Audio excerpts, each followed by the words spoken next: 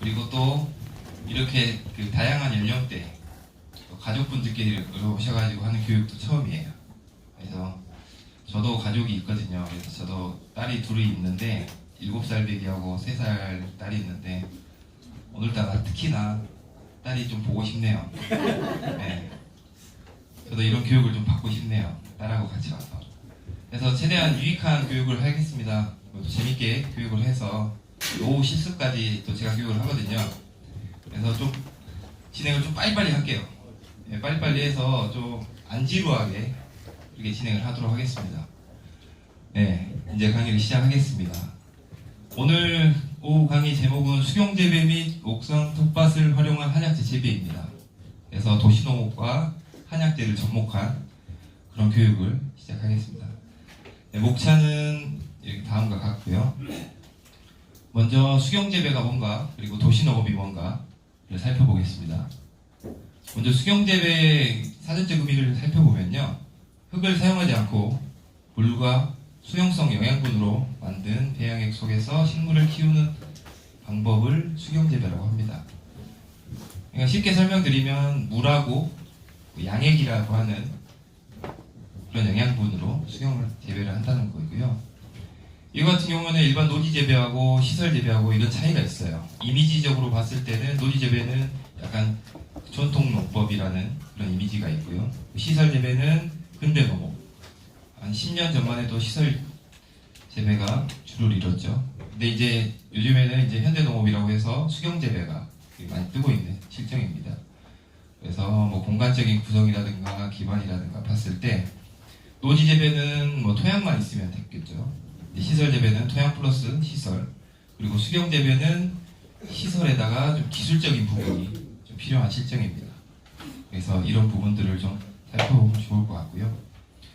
다음을 보시면 이제 수경 재배의 장단점이 나옵니다. 그래서 먼저 장점부터 살펴보면, 먼저 수경 재배는 계절과 기후 등의 그런 자연 환경에 대해서 제약을 받지 않고요. 그리고 오염원이 원천 차단됩니다. 그리고 100% 무농약, 친환경 유기농 제품을 생산할 수 있고요. 다양한 이런 장점들이 있죠. 근데 그 중에서 이제 제가 봤을 때 이게 수경 재배의 큰 장점 중에 하나는 7번하고 8번인 것 같아요. 품질이 균일하다는 거, 그리고 생산성이 높다는 거, 그 짧은 기간 동안에 생산성이 높다는 거, 두 가지가 가장 큰 장점이고요. 단점은 장점에 비해서 좀 적습니다. 근데 이게 좀 커요. 첫 번째는 초기 투자 비용이 좀 높다는 거죠. 투자 비용이 좀 높다 보니까 아무래도 시도하기가 쉽지가 않다는 거고, 두 번째는 이제 적용 재배 식물이 한계가 있습니다. 그래서 아직까지 수경 재배를 하지 못하는 것들은 그런 한계성을 극복하지 못해서 못하고 있는 거고요. 그런 한계성들은 뭐 쉽게 설명드리면 뭐 뿌리 작물들 중에서 지금 수경 재배를 하고 있는 거는 거의 인삼이 유일하고요. 나머지는 거의 없습니다. 그리고 또 초장이 너무 크면은 또 힘들어요. 네, 그래서 그런 식물적인 한계성이 있다는 거. 네, 다음은 수경재배 진화입니다. 그래서 수경재배 플러스 도시농업은 식물공장이라고 이렇게 합니다. 그래서 이러한 재배 환경을 인공적으로 제어해서 언젠가 우리 미래에는 이런 공장이 생기지 않을까 생각을 하고요. 이제 이러한 공장이 생기게 되는 이런 계기들은 보시면 뭐 안전하고 균일한 먹거리라든가 과도한 농지 개발 방지라든가 그런 것 때문에 이제 식물 공장이라는 게 최근 들어서 또 이슈화 되고 있고, 또 아무래도 언젠가는 이게 이제 주를 이룰 것으로 예상하고 있고요. 그래서 이제 도시농업이 나오죠. 도시농업은 뭐 앞선 시간에서도 간단하게 설명드렸지만 이런 차이가 있습니다. 일반 농업하고 도시농업의 차이는, 먼저 이제 일반 농업은 목적이 이제 생산하고 소득이 목적이겠죠. 도시농업은 그런 돈보다는 약간 여가라든가 자아실현 쪽이 도시농업이고, 부가가치 같은 경우에는 2차, 3차, 6차까지 그렇게 있을 것으로 보고 있습니다. 이 부분도 앞에서 설명드린 것이 있으니까 좀 생략하고 넘어갈게요. 도시농업의 기능 좀 살펴보면요, 공익적인 기능, 앞서서 말씀하셨죠. 그리고 경제적인 기능, 사회적 기능, 문화적 기능, 환경 보전적 기능, 다양한 기능들이 있습니다. 네, 그리고 이제 도시농업의 유형 보시면 저희가 이제 여러분께 설명드릴 게 이제 옥상 텃밭 쪽이에요. 옥상 텃밭 쪽을 해서 어떻게 하면 옥상 텃밭을 만들 수 있을 것인가, 그거에 대해서 좀 말씀드릴게요. 그리고 옥상 텃밭의 이제 사전적 의미를 살펴보면요, 옥상에 이제 뭐 화분이라든가 배들을 이용해서 텃밭을 조성한다고 보시면 돼요. 근데 여기에서는 이제 텃밭이죠. 옥상 텃밭은 이제 작물을 재배를 한다는 겁니다. 그래서 옥상 텃밭이 있고요, 옥상 또 정원이 있습니다. 정원 같은 경우에는 그 작물 재배보다는 약간 화이적인, 나른적인 기능이 좀 큰 거고요. 그래서 이제 옥상 정원과는 좀 성격이 다르다고 보시면 될 것 같아요. 조성시 고려사항이 이제 이렇게 세 가지가 나오는데요. 첫 번째는 이제 건물, 가장 크고 중요한 겁니다. 건물이 튼튼해야 돼요. 튼튼하지 않으면 지을 수가 없습니다. 그래서 건물의 안전 진단이 필요하고요. 그 다음에 옥상이 이제 방수가 되는지 안 되는지에 대해서 보셔야 되고, 또 아무래도 옥상이 높은 곳에 있다 보니까 펜스를 좀 설치를 하셔야 됩니다. 이 세 가지를 좀 고려를 하셔야 될 것 같고요. 필요한 시설은 뭐 관수 시설, 그리고 뭐 휴게 시설, 그리고 해가림 시설, 그리고 뭐 조류 피해 예방이라든가 바람막이 시설, 이런 시설들이 필요로 합니다. 이제 앞에서 좀 개요적인 부분, 좀 그런 부분 살펴봤고요. 다음에 이제 수경재배 적용 사례 부분 말씀드릴게요. 제가 조금 빨리 진행해도 뭐 괜찮습니까? 네, 바로바로 진행하도록 하겠습니다. 네, 수경재배가 가능한 식물입니다. 그래서 과수류에는 뭐 딸기, 파인애플 등 이렇게 있고요. 과채류, 뭐 이렇게 많이들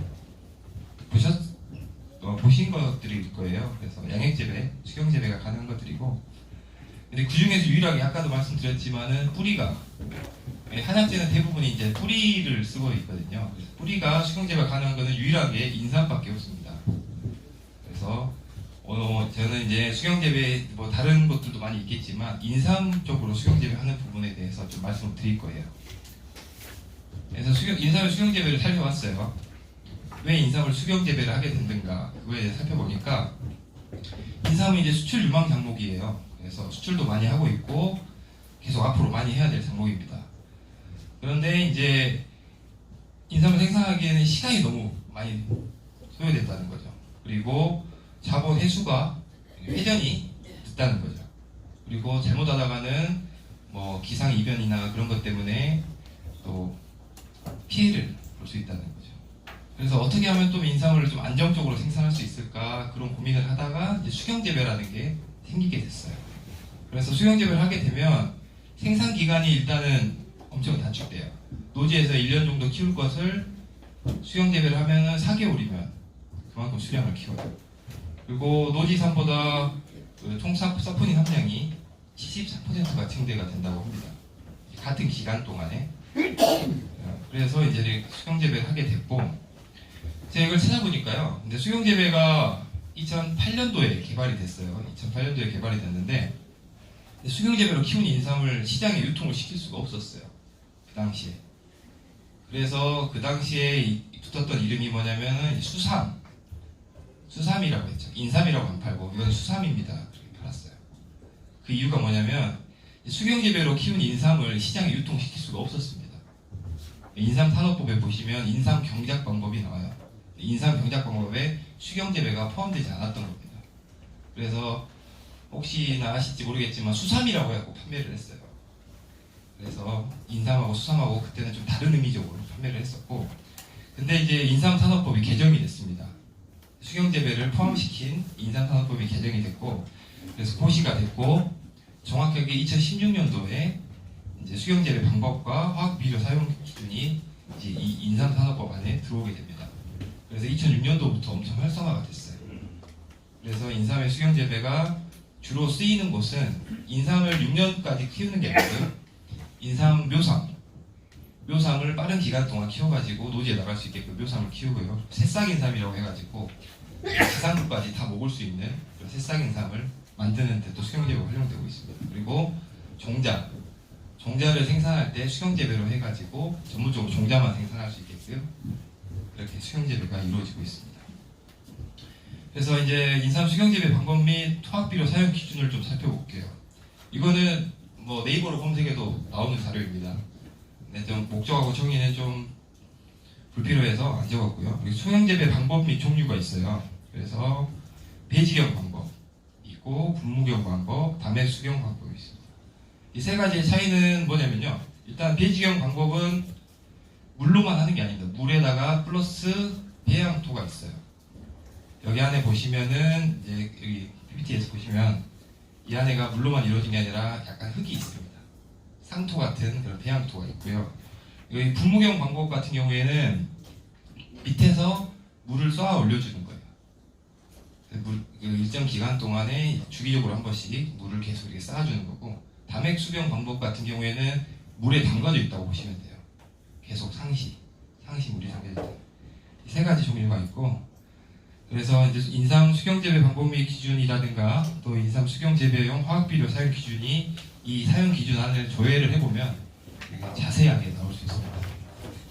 그래서 이렇게 사용 기준을 살펴보니까 이 1번부터 9번까지 기준이 있어요. 그래서 묘수함은 어떤 걸 사용해야 되지, 그리고 시설 관리는 어떻게 해야 되는지, 비료하고 배양액은 어떻게 해야 되는지, 물 관리는 어떻게 해야 되는지, 배지 사용은 어떻게 해야 되는지 막 이렇게 다양하게 있습니다. 이렇게 기준이 이제 적합 판정이 나온 사람만이 이제 그 인삼 수경 재배 인삼으로 판매를 할 수가 있어요. 그래서 이것도 자료가 방대합니다. 이것도 찾아보시면 네이버에서 똑같이 검색을 하시면 자세하게 나와 있어요. 그래서 그런 부분도 살펴보시면 좋을 것 같고요. 그래서 인삼의 이제 노지 재배하고 수경 재배를 좀 비교를 해봤습니다. 그래서 먼저 이제 이용하는 걸 주로 보면은요, 노지 재배 인삼은 이제 우리가 일반적으로 사용하는 약용 인삼이라고 보시면 돼요. 인삼이라든가 홍삼을 만들 때 쓰는 이런 거고요. 수경 재배 인삼 같은 경우에는 아까도 말씀드렸지만 새싹 인삼이라고 해가지고 쌈채소나 샐러드용이 많이 활용이 되고 있고요. 성분도 비교를 해보면 이제 사포닌 함량이, 이거는 또 뒤에도 나오긴 하는데, 노지 재배 인삼은 2.7%에서 3.5% 정도 된다고 해요. 근데 수경 재배 인삼에서는 뿌리에 대한 사포닌 함량은 떨어지고 대신에 이제 잎의 사포닌 함량이 이렇게 14에서 18% 정도 나온다고 합니다. 그래서 이제 경제성을 비교를 해보니까 경제성이 이렇게 4년 동안 했을 때 이제 300평 재배를 했을 때 한 2천만 원 정도 수익이 나고요. 그리고 수경 재배 같은 경우에는 300평 똑같이 했을 때 한 8천만 원 정도 한다고 합니다. 그래서 이제 경제적인 부분에서 봤을 때는 수경 재배가 좀 압도적으로 높죠. 그런데 이제 시설비가 또 엄청나게 차이가 납니다. 시설비가 한 11배 정도 차이가 나더라고요. 그래서 이런 부분들도 같이 좀 고려를 해야 되고요. 그리고 좀 가장 중요한 것 중에 하나가 이제 인삼은 노지를 재배했을 때는 연작 재배가 불가하다는 거죠. 그래서 이 부분이 가장 큰 이제 수경 재배로 가게 된 요인 중에 하나였고요. 수경 재배는 연작 재배가 가능하고 대신에 이제 시설이라든가 기술력이 필요로 하다는 거. 이게 이제 연도별로 인삼의 이제 사포닌 함량을 비교를 해놓은 겁니다. 그래서 1년근하고 이제 5년근까지 이렇게 비교를 했었는데요. 보시면은 이제 5년근으로 갈수록 이제 뿌리에 사포닌 함량이 증가를 하는 걸 볼 수가 있죠. 근데 이제 반대로 잎 같은 경우에는 이제 1년근에서 가장 높게 나오고, 그 다음에 이제 5년근으로 갈수록 또 잎에서는 또 떨어지는 그런 경향을 보였습니다. 그래서 이런 걸로 했을 때 이제 인삼에 대해서 1년근은 이 지상부가 좀 가치가 있다. 그래서 새싹 인삼을 판매를 할 때 잎이랑 같이 이렇게 판매를 하는 거죠. 뿌리보다 잎이 더 많아요. 네, 이건 이제 퍼센트로 따졌을 때, 퍼센티지로 따졌을 때, 이제 수량으로 따지게 되면 아마 뿌리가 더 많을 거예요. 근데 이제 그 총 건물의 퍼센티지로 따졌을 때 잎이 이렇게 높게 나옵니다. 네, 그래서 또 이제 수경 재배 시스템에 대해서 좀 설명을 드리면, 먼저 이제 이 배지경에 대해서 좀 설명을 드릴게요. 그래서 이렇게 배지경은 이렇게 1단에서 3단 정도로 벤치를 설치를 하고요. 폭은 한 70에서 80 정도 됩니다. 그리고 높이는 이 높이는 이 높이를 얘기하는 거예요. 여기서부터 여기 높이, 이 높이가 한 20cm 정도 되고요. 그리고 이 층간 높이가 한 80cm 정도 됩니다. 그리고 베드 선택은 이제 스티로폼을 주로 베드를 이용하고요. 그래서 베지는 이렇게 피트모스라든가 버미큘라이트, 제어라이트, 혼합을 이용합니다.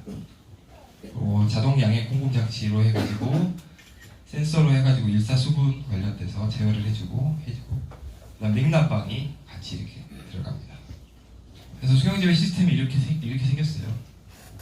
아까 설명드렸던 뭐 스티로폼은 이쪽 스티로폼 베드룸 이렇게 되어 있고요. 이 높이가 한 20cm 정도 되는 거고, 그리고 여기가 이제 이쪽에 이제 폴라이트 그런 쪽으로 많이 깔려 있고, 이쪽에는 상토, 온해용 상토 쪽으로 깔려 있습니다. 그래서 여기에서 주로 이런 묘사물 생산을 한다든가, 아니면 이게 이제 지상부까지 올라가면 새싹 인상으로 이렇게 판매를 하게 되는 거죠. 실제로 이제 수경 재배하고 있는 곳의 모습입니다. 이런 식으로 재배를 하고 있고요. 이거 같은 경우에는 아까 배지경 상토, 여기 안에가 까맣게 상토가 같이 들어가 있는 거고요.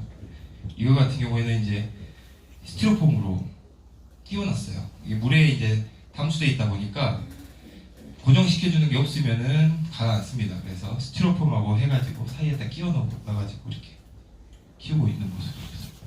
여기도 마찬가지로 스티로폼에다 끼워가지고. 그래서 저희가 좀 고민을 좀 해봤어요.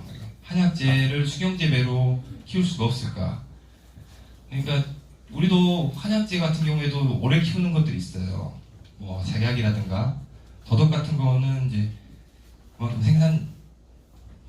생산일이 오래 걸립니다. 작약도 한 4년 정도 걸리고요. 더덕도 한 3년에서 4년 정도 걸려요. 이런 것들도 묘목 생산을 한다든가 아니면은 뭐 생산 주기를 좀 낮출 때 위해서 수경재배를 좀 적용하면 좋을 것 같다라는 생각을 했고요.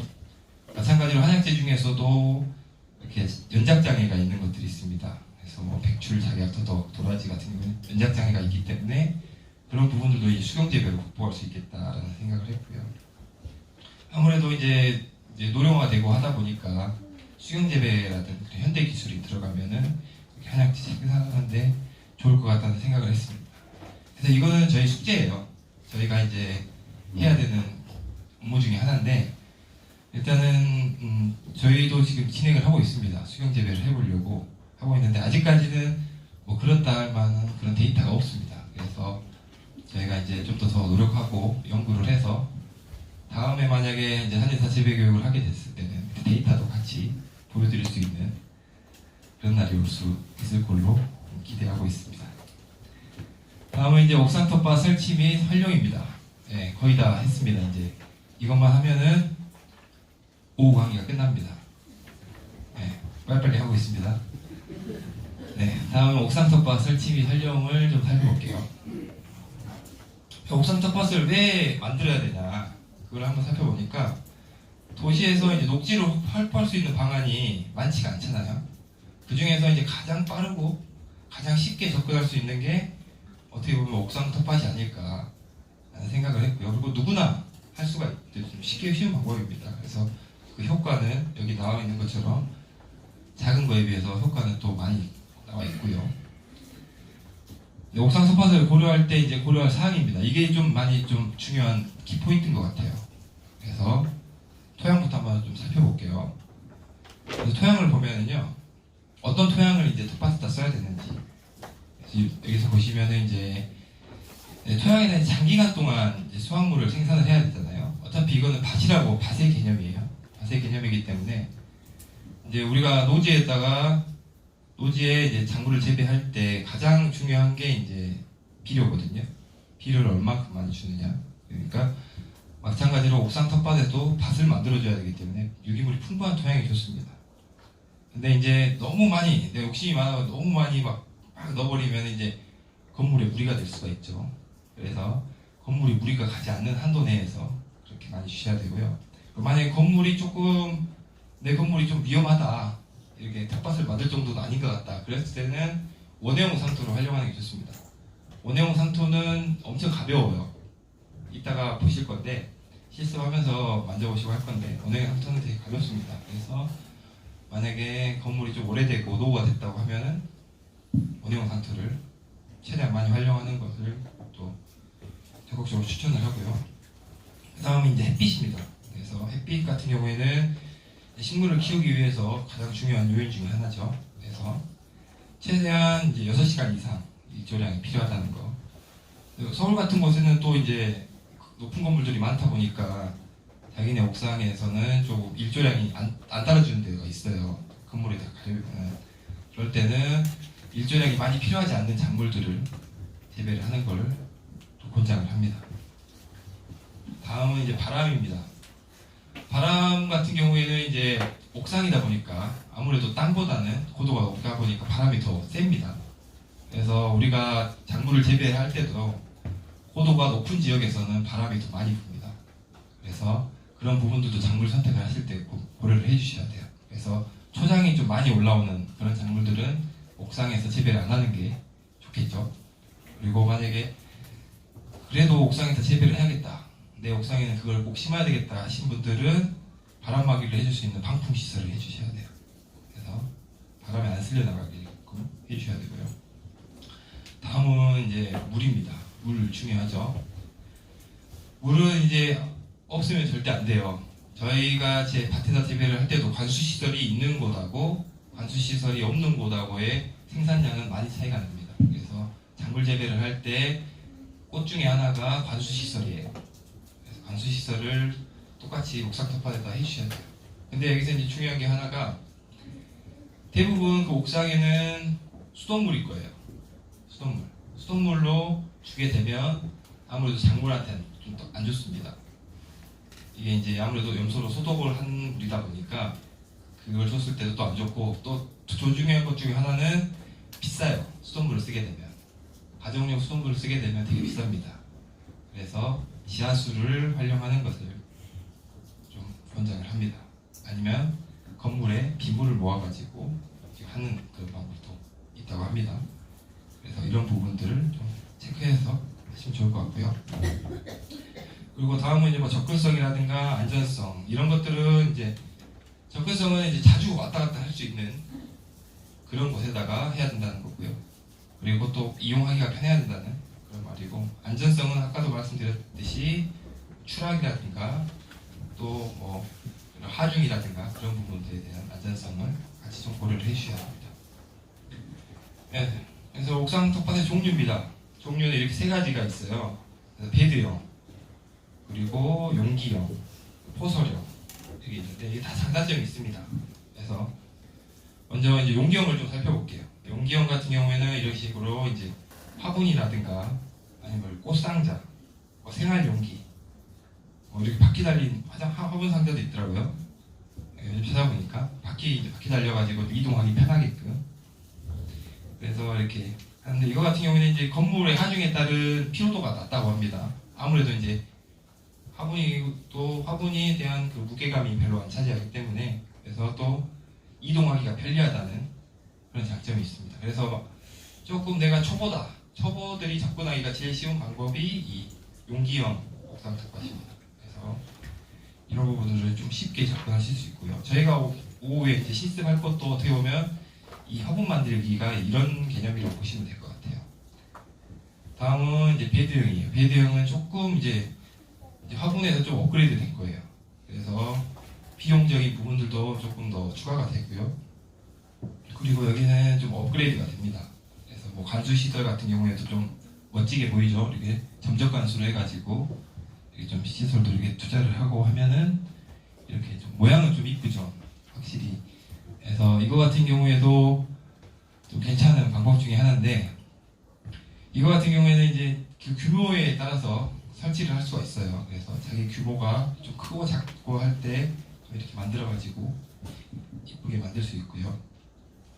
세 번째는 이제 포설형입니다. 포설형은 여기에다 이렇게 완전히 만드는 거예요. 땅을 놓고 막 하면서 이게 시설을 놓고 이런 식으로 조성을 하는 거예요. 아예 이렇게 길도 만들고 이렇게 해서 근데 이거 같은 경우에는 조심해야 될 게 한 번 만들어 놓으면은 어떻게 할 수가 없잖아요. 이거는 한 번 만들어 놓으면은 돈도 많이 들고 그렇기 때문에 좀 많이 고민을 하셔야 돼요. 그래서 만들어 놓으면 좋긴 한데 그만큼 또 관리하기가 또 힘들어요. 그래서 이제 공공기관들에서 이런 것을 많이 해요.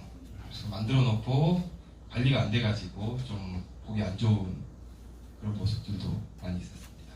그래서 이것들은 건물 하중에 대해서 좀 많이 고민도 해야 되고 또 이거는 이동도 할 수 없고 여기서 이제 설치가 한번 끝나면은 끝이니까 고민을 좀 계획을 좀 많이 세워야 된다는 거 그렇습니다. 포소형 텃밭 만들기 같은 경우에 먼저 방수포, 배수판 설치를 해줘야 되고요. 부직포 깔고 토양 포설하고 식재하고 작물 관리까지 이렇게 해주셔야 됩니다. 그래서 이런 거는 이제 사례들이고요. 이 사진 보시면 이제 심지간수 상자 텃밭 용기예요. 이것도 이렇게 판매를 합니다. 이런 식으로 심지간수용으로 해가지고 내가 물 관리를 잘 못한다, 물 관리가 좀 하기 힘들다는 사람들이 많이 이용하는 거예요.